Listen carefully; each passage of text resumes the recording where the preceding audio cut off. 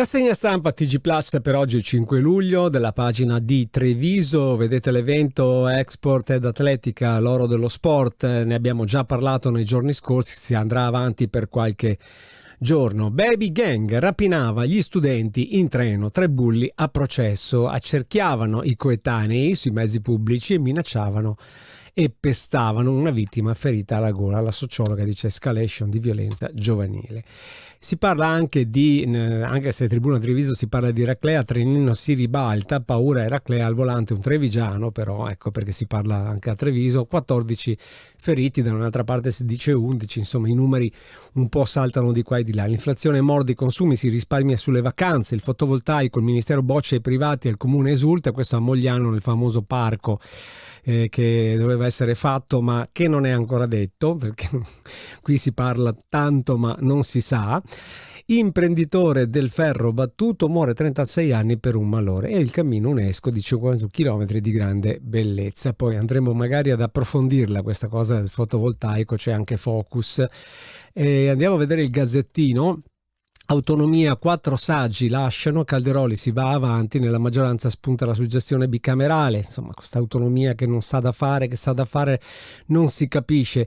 Piazza San Marco scoperto il primo selciato di 1,5 metri sotto l'attuale. Attenti a Olimpiadi e sanità.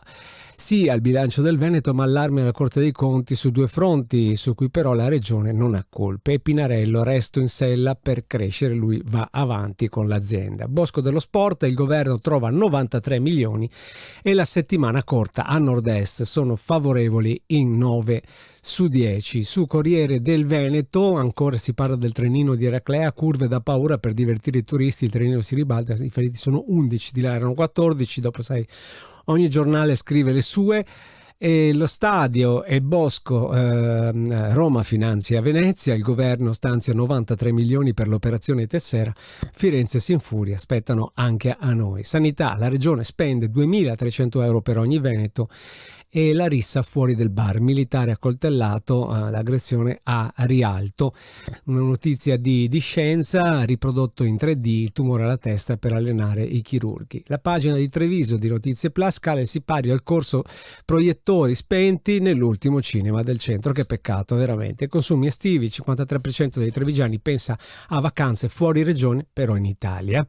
E Treviso, capitale della cultura, è stato presentato l'iter, ma trovate poi tutte le altre notizie, vedete qui in fila sotto nella pagina regolare del nostro portale di Notizie Plus. È tutto.